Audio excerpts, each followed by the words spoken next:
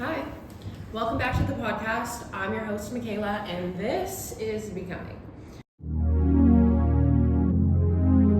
Now, you may notice I'm in a different area, in a different space, in a different place, and that is all because I've moved. Super exciting. I think the last 6 months of my life has been insanely incredible, and I'm so fucking thankful. You might see me here again, you might not see me here again. You might see me I'm not in my house, I'm not in my apartment, but I'm definitely in a space to make things happen. Without further ado, episode number fucking 4.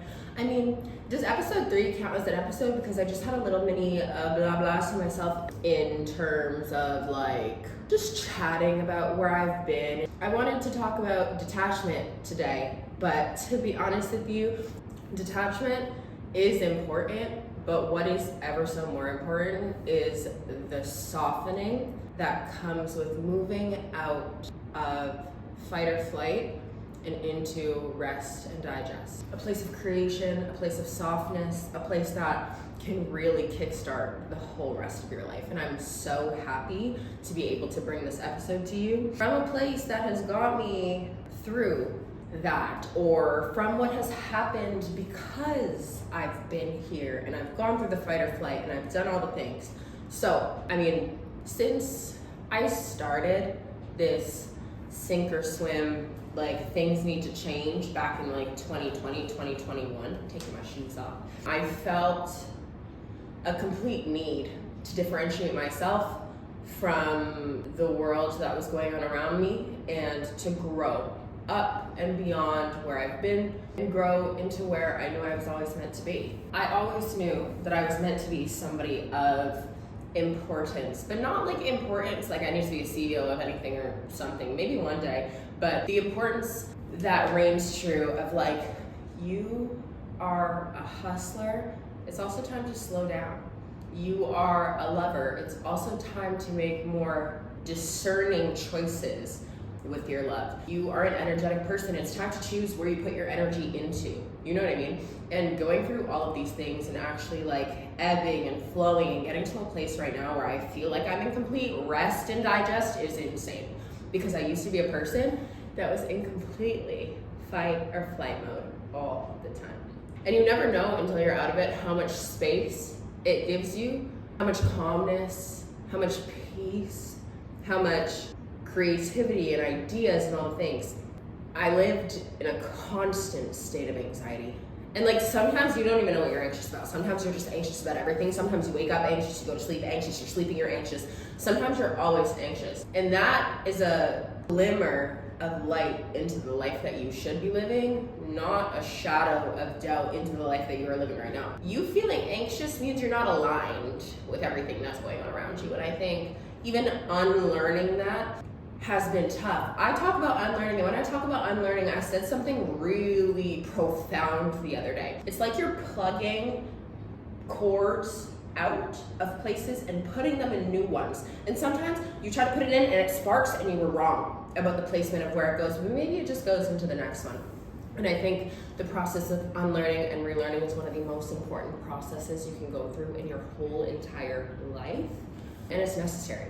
Admittedly, when you look at a personal development journey, you start it with, I'm gonna read all the books and I'm gonna consume all the content, I'm gonna do all the things that I can to become this healed version of myself. Me and my girl were talking the other day, and it's not like healing is this one-time event. It's not easy. It's this over-time event that you see kind of unfold and unravel when your body is ready to pick out the traumas and like process certain things, and it's just wild. When you go into this personal development journey, your body is always in this constant state of recalibration. You're recalibrating to your emotions, where you're at, where you're going, what's going on around you now. You're recalibrating to the newness of it all. And I noticed that I was speaking to my family better, I was speaking to my friends better, I was making better decisions, I was handling things better. However, I wasn't this like person that I wanted to be. I wasn't all the things that I wanted to be. I wasn't in a state of passion or creation or love. I was just floating in this icky, murky water of like, where am I going right now? But that is what you have to do when you're in a healing journey. You have to kind of go through the ebbs and flows, the murky waters, the really clear ones, the ups and downs of life, and just kind of figure out what the hell is going on, because now you're reparenting yourself into a new version. When I moved from fight or flight to rest and digest, I understood that I can create fully, passionately. I can love freely. I can speak freely. I can be the person that I am. And I don't have to dim my light for other people. And that was something I was always struggling with. Like, I have this big light, why can't I shine it? I have this big light, like, why are people dimming it? Why are you trying to make me feel so small? And it's only within the rest and digest can I understand, like, I need to be this person. And whether you give that to yourself or not, whether it starts with you or not, rather, is the thing. But where you go from there, around all the people, they should all be adding to your rest and digest. They should all be adding to your peace. To just break it down, when you're in fight or flight, your body thinks you're in danger. It doesn't know how to differentiate an emotion from a fucking bear that's going to come at you, okay? So you need to understand that when you're in a mode of like fight or flight, you're only trying to survive. It is a survival mechanism. That is all you are trying to do. Your muscles become tense, your mouth gets dry, your heart starts racing, you don't know what to do, and your body essentially just goes into protection mode because it's not trying to sabotage you, it is trying to protect you.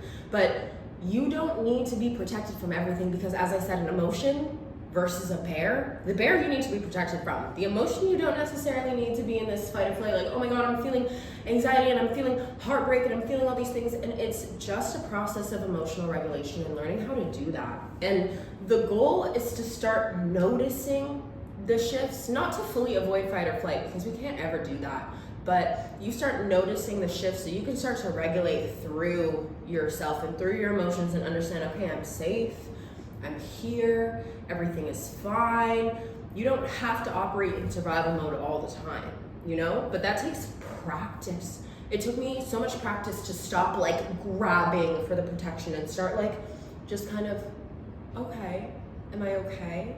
Is everything okay? Is my life okay? Am I in danger? Am I gonna die? No.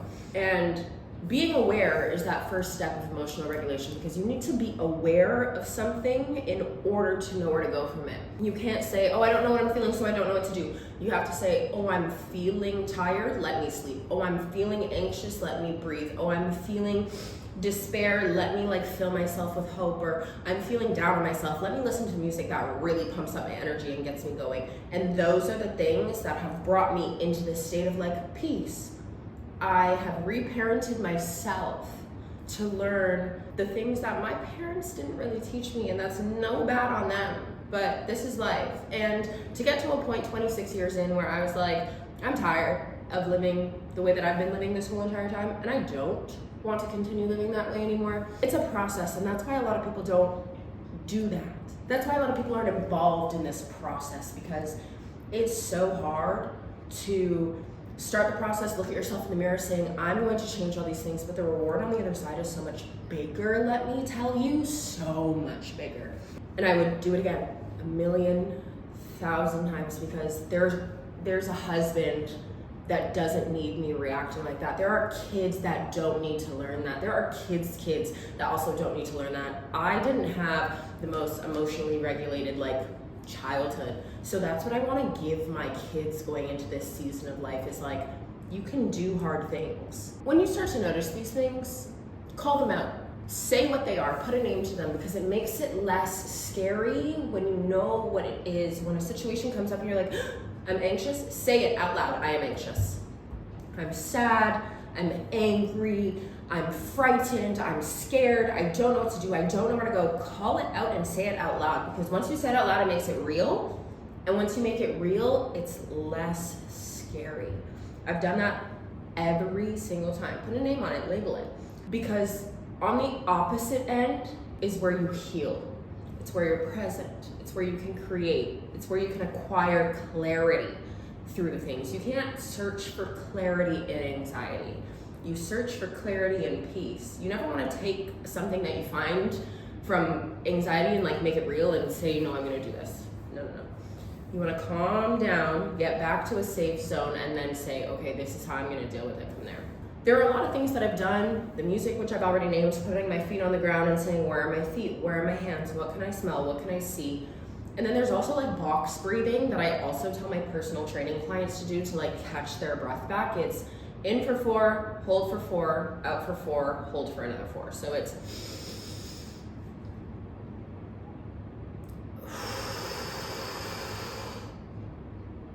and you just keep repeating that process. And it's a way to tell your body that you're safe wherever you are. I also ask myself questions. Am I unsafe or am I uncomfortable? What is in my control right now? Because a lot of the things that we're anxious about are things that haven't happened yet, or things that we're anticipating is gonna happen. So what is in your control? What is in my control, I can say, is the way that I feel, what I do, how I take care of myself, where I go, what I eat, what I drink, what I do with my time. That's very much in your control. And what is your body trying to tell you about what's actually happening? When I'm anxious about things, I'm like, what am I scared of? Am I scared of the future? Am I scared of the past? Like, usually depression is one of the past and anxiety is one of the future, if I'm not mistaken. So it's like, what am I feeling versus what is actually happening? My heart is racing, my breath is shallow, my mouth is dry, I feel like I have to pace. Like, that's what's actually happening. But your body is just trying to protect itself from things it doesn't know it doesn't need to protect itself from. And then in there comes an emotional shift. After you notice these things, you'll notice that when you do it again and again, practice makes perfect, and your baseline becomes different. Where you operate from out of baseline, your baseline is where you operate from now. Your baseline could be in fight or flight, it could be in anxiety, it could be in things that like are really hard to deal with. But when you shift that baseline upwards, you're operating from peace and happiness and contentment, and it's easier to just let yourself feel without the judgment of everything, because it's not going to happen. It's always going to happen. It's inevitable that these things are going to happen.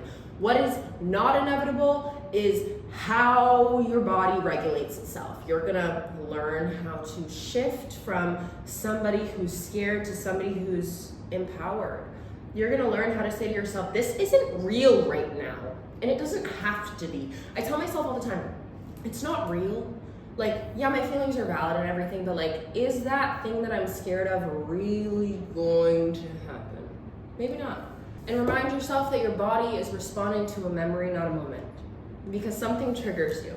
Something triggers anxiety, and the body keeps score. I haven't read that book yet, but I want to. But the body really keeps score about what trauma you've been through, and it'll reprint it over and over again. I can't tell you how many times I've been in conversations with my boyfriend and I feel debris of my past relationship just come up, and I'm like, this is triggering me. It's reminding me of a moment where I didn't feel safe, I didn't feel cared for, I didn't feel loved, I didn't feel protected, I didn't feel emotionally okay.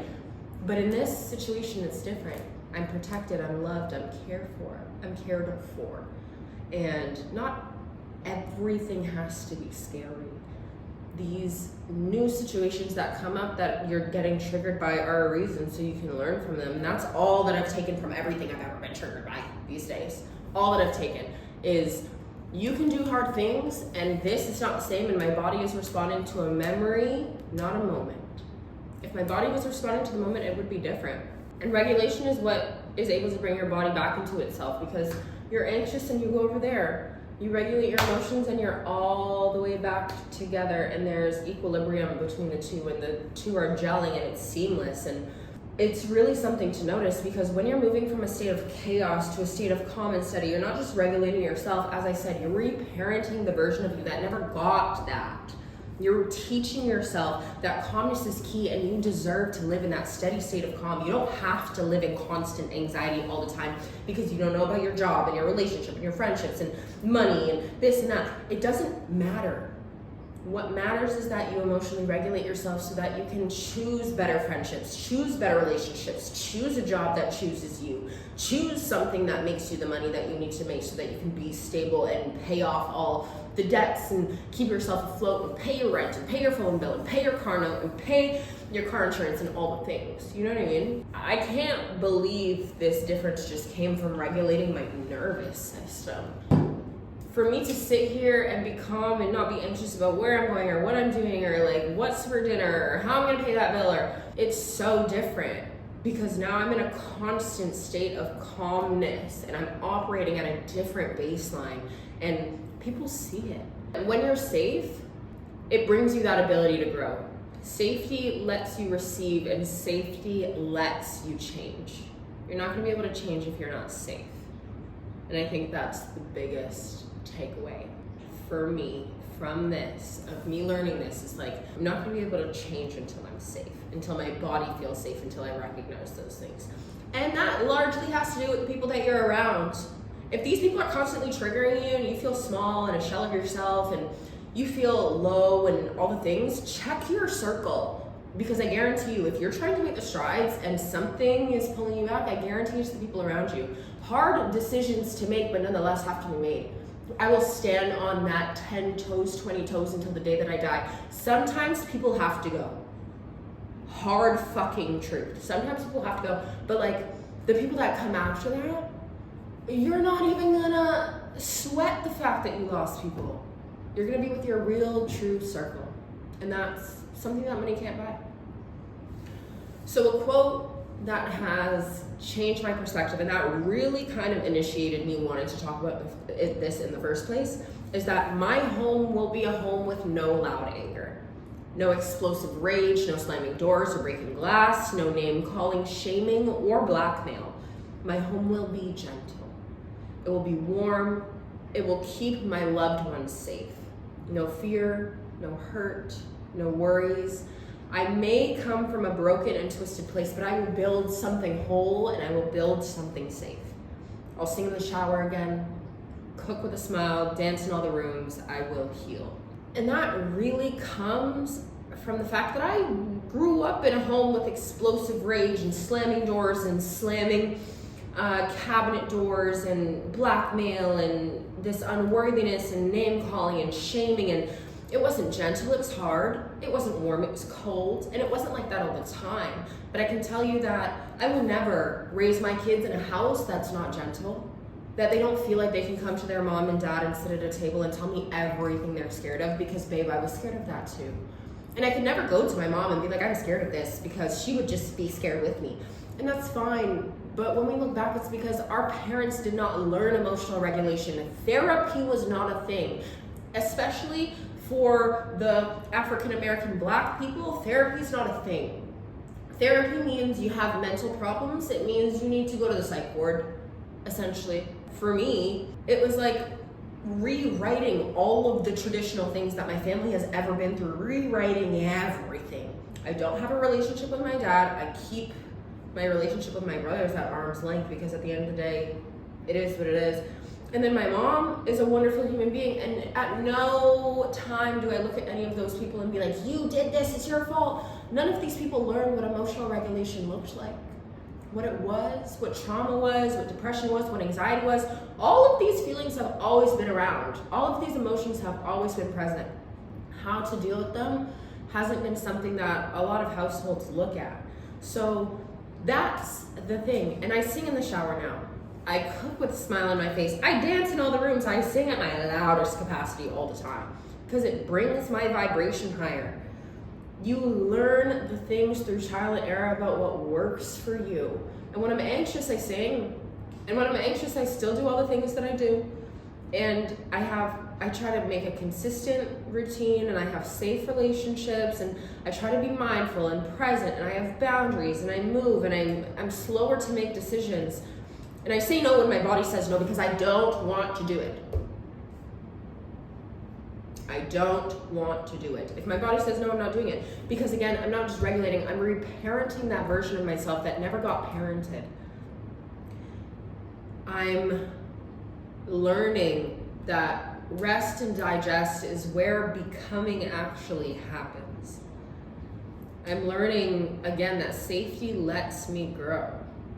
And that the version of me that I want so ever badly to meet doesn't come from chaos. She comes out of the becoming of peace. There's no way, shape, or form that I'll be able to create the person that I want to be if I'm not peaceful, because I'm just focusing on surviving. If you've ever been in an abusive relationship, a shitty job, money's been tight, if your home environment hasn't been peaceful, you don't allow yourself the wonders and beauties of becoming. And I get it.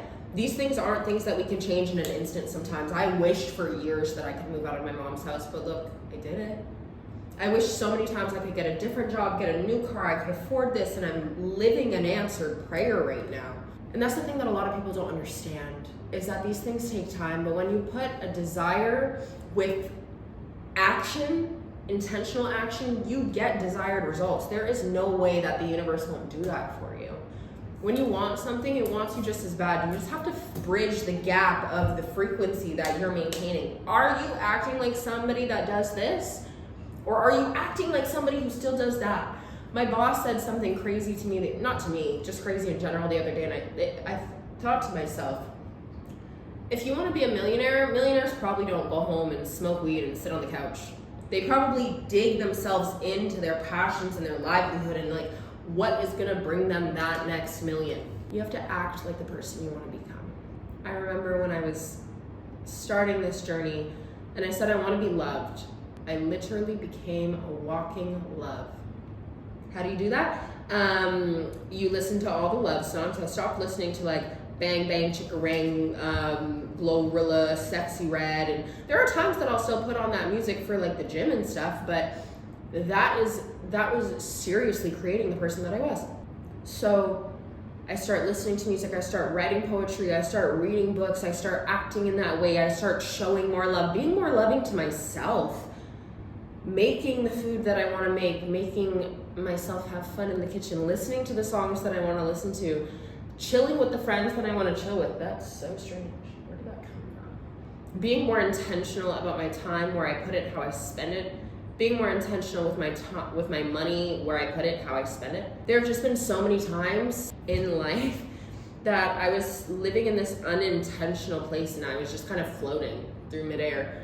And I don't want to do that anymore. I didn't want to do that. And if you want to become smart, put in the work to be smart.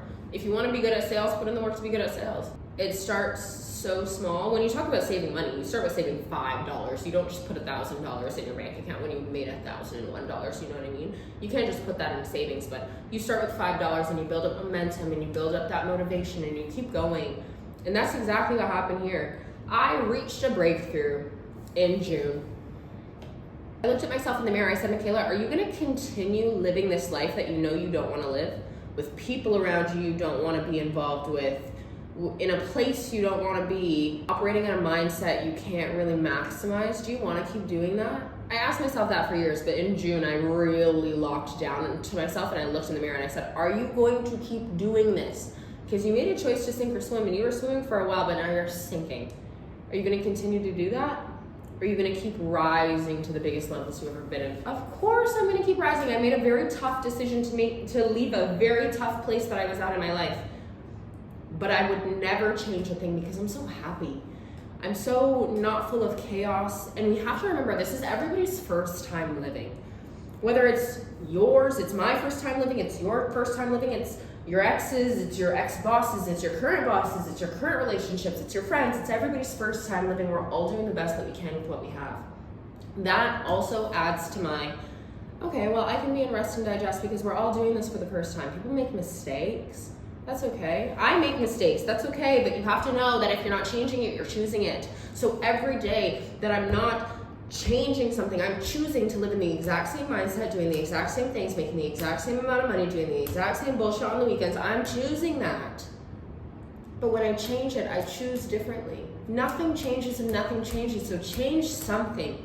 Because once I change my job, and I change my job within a job, and I change my living arrangements, and I change who I speak to, and I change my circle, and I change everything, it all started to become different. I even changed the fact that I used to drink wine every night and smoke weed a lot, because at the end of the day, these things don't bring me peace.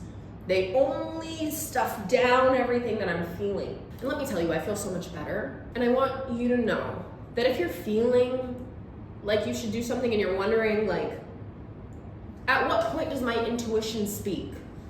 Like, what is intuition? Intuition is final. There's no maybe. So when I sat there and I was like, I need to change this, and I changed it, it was final. It wasn't like, maybe I should change this, maybe I'll change it next Friday, maybe I'll stop drinking on Saturday, maybe I'll do this. It was final. And also, like, making that decision and standing in it is also a part of rest and digest. You're slower to make decisions, but the decisions you make hold so much more weight than the ones that you made frivolously. And I'm just so happy to be here. So happy because it's possible, so happy because I did it, so happy because I'm doing it, so happy because it's done already for me. Leveling up in life means that you consistently choose different and you consistently choose better. There's nothing in life that I'm gonna sit here and be like, well, I'm not taking radical responsibility for that, because I am. I'm taking radical responsibility that I was in the place that I am, that I'm in the place that I currently am, and that I'm going the place that I'm going, because it's nobody else's responsibility but mine. I will raise a family that is so comfortable having all the discussions, that's so comfortable coming to me and not being scared. I will be with somebody and have a husband who is so gentle with me. I don't want harshness, I want softness. I will have a relationship that's gentle with me because I'm gentle with life. I will have a relationship that's loving to me because I'm loving to life. I will have an abundant life because I'm abundant right back to it. So if you're thinking, how the hell am I gonna do this? How am I gonna get out of a state of anxiety? How am I gonna do better, see better, live better? How? Make one small decision today. I have a whole ton of books that I can put in the comments about what I've read to get here, and that's all good and fancy. But you can read all the books, but are you applying what you've learned? I read all the books at one point, and I was like on this power trip. I was like, oh, I know what to do. I know how to do it. I'm going to therapy. I'm reading books. I'm consuming the content, and it doesn't fucking matter what you're doing if you're not applying it to your everyday life. So with people who I like get those little niggle feelings about, those little like that didn't feel good, I am out. I'm out of it. I'm out of it, or I discern the fact that I'm going to just distance myself from it. Whenever I experience somebody talking in a way about money, I'm like, get away from me, you're not impeding my view. Whenever someone talks about fear or anything like that, you'll notice I'm pushing away from all of that shit. I can't do it because I am such a positive person, and it's so true that when you build your peace, you'll do anything to protect it. This is a different type of protection now. You know what I mean? So to sum up all of those things, because I know this is a long one, you can get from survival mode to rest and digest to a place of creation to a place of peace. You know what you need, and tough decisions are going to be inevitable in this process, but make them. And make them sooner than later. Because when you make them sooner than later, you get closer to where you're going faster. I've never been so happy, so peaceful, so non-chaotic, so loving, so soft, so gentle. I've never been so passionate. I've never been so successful. I've never seen this version of myself before, and I love her to bits. She is everything to me. The softening that has happened in my becoming has shown me who I can be, and I don't even know who that is yet. You know what I mean? So in all of these versions of yourself, be thankful for the version that got you here, because if it wasn't for all the 25 years of Michaela, 26 years of Michaela wouldn't stand here saying this stuff to you today. But be thankful for where you've been, be thankful for where you are, and be thankful for where you're going. The hack to my life has been gratitude. I've just been thankful for every version, every place that I've been, every dollar that I've made, every dollar I've spent. I've been thankful for everybody who showed me what I didn't want. I've been thankful for everybody who has displayed more of what I do want. And I'm just thankful. So remember, if you're not changing it, you're choosing it. Hard reality of life. So, and if you can't change it, make the steps to change it, and it will all change in front of you. It will. You are gonna have to believe in a higher power, the universe, God, whatever you wanna call it, but it's there, and it's living in everyone, and you can do hard things.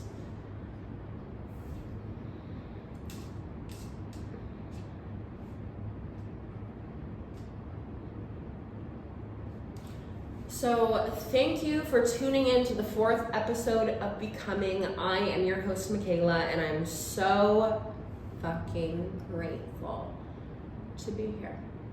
I'm so thankful you're here, wherever you are, and I'm so thankful to do this. It feels really good doing it. You can live in a state of calmness too, because I am living proof of it. So happy November, and I hope you all learn that creation and love and peace is something well within your reach. Sometimes you just have to reach for it.